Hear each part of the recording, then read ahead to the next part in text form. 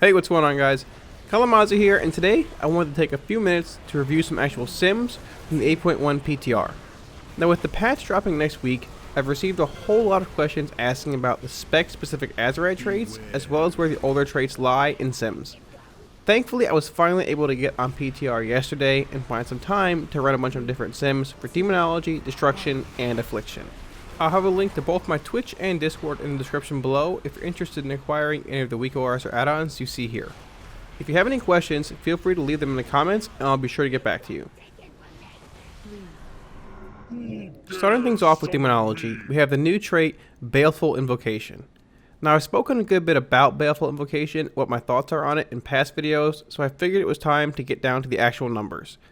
Here are the single target sims that I ran last night for Demonology. To make things a bit simpler, Sup refers to Supreme Commander, DM refers to Demonic Meteor, SB refers to Shadow's Bite, and BI refers to Baleful Invocation. I ran all of these sims running the talent build of Demonic Strength, Demonic Calling, Summon Vile Fiend, Inner Demons, and either Sacrifice Souls or Demonic Consumption.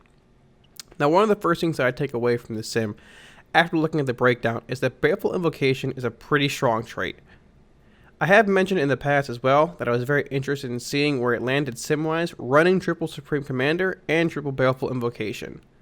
I was also curious if it would push Demonic Consumption higher than Sacrifice Souls if it was run with 3 Baleful traits. While we do see here that the triple Supreme, triple Baleful build with Demonic Consumption is a bit higher than the Sacrifice Souls build running the same traits, it's not the strongest build we have access to, unfortunately. The build of 3 Supreme Commander, 1 Demonic Meteor, 1 Baleful Invocation, and 1 Shadow's Bite appears to actually be the strongest configuration of Azerite that we can acquire on single target fights.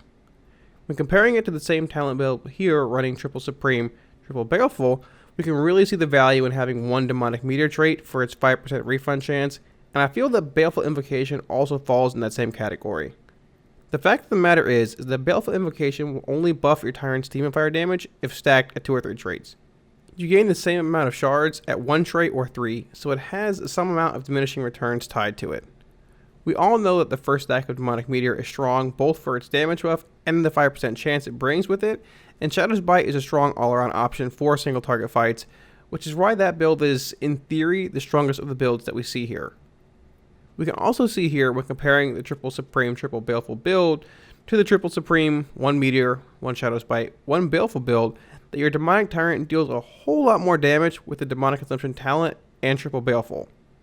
The reason they appear much closer to actual sims though is due to the fact that with so much of your damage being tied to your Demonic Tyrant, you lose a lot of value elsewhere, and fight length will matter much more running triple Baleful. If you're able to squeeze in the one last Tyrant at the end of a fight, the triple Baleful build will be much better than the more consistent Meteor Bite Baleful build if you're running Demonic Consumption. What we can take away from these sims though is that it's certainly worth acquiring 1 stack of Baleful Invocation in 8.1, as it's a very powerful trait across the board. Now, Destruction is up next, and we have a few more trait configurations to show here in the Demonology.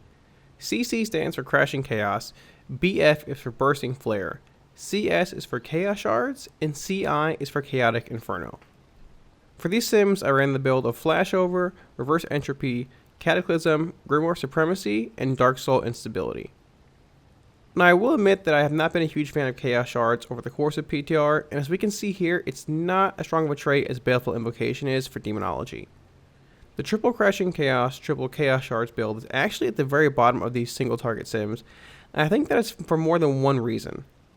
I feel that Chaos Shards is a bit undertuned heading into 8.1, and I also feel that the 2-second duration it has on it to generate a Soul Shard is too short.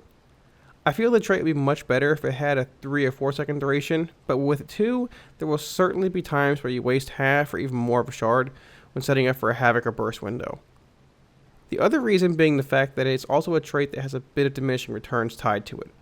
You will never exceed the 5% chance it brings with it of generating a Soul Shard, even if you have 2 or 3 traits, which really hinders Chaos Shards in a lot of spots.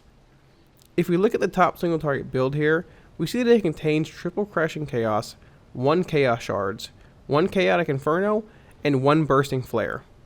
This is not very surprising, as we all know that Crashing Chaos is very strong for destruction, and Chaotic Inferno also brings with it a baseline % chance of making your next Incinerate instant.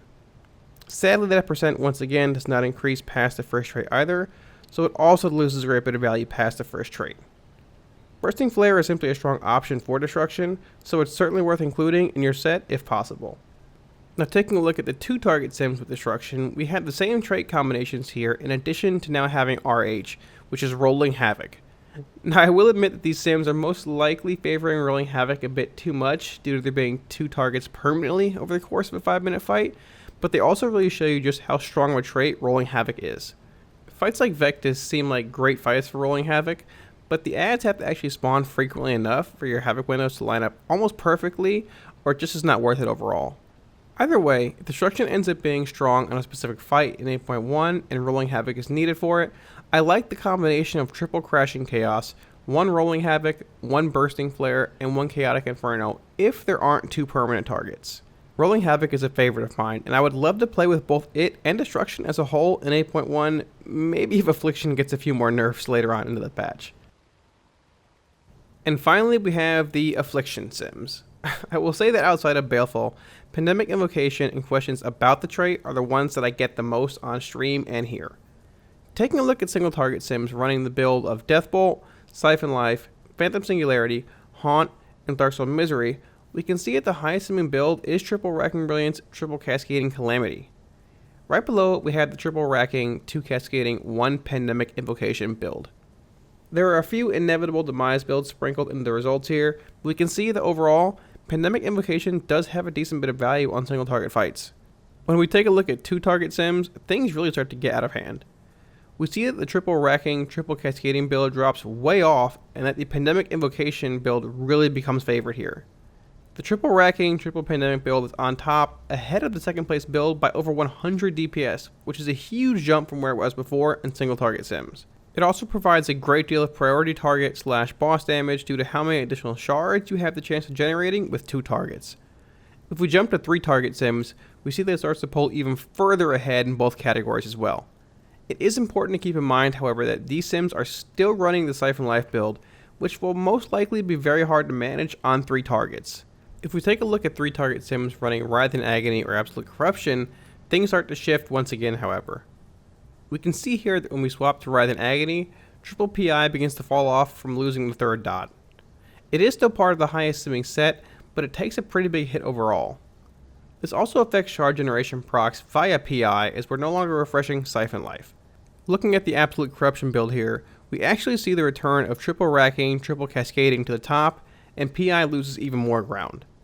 Running Absolute Corruption with Pandemic Invocation means that we only have 1 dot that we can refresh in its Pandemic window on all 3 targets, mostly rendering the trait useless. While it's very strong in the actual Siphon Life build sims, we have to wait and see firsthand how difficult it is to actually balance the trait on 2 and 3 target fights.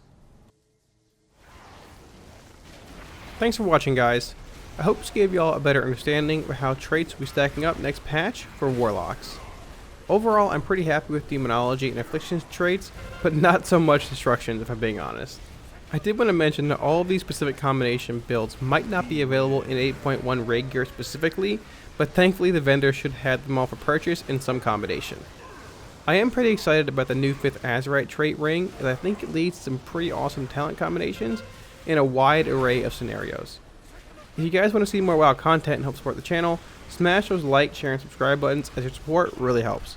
Thanks guys, and I'll see y'all Tuesday or Wednesday in 8.1 or on stream. Peace.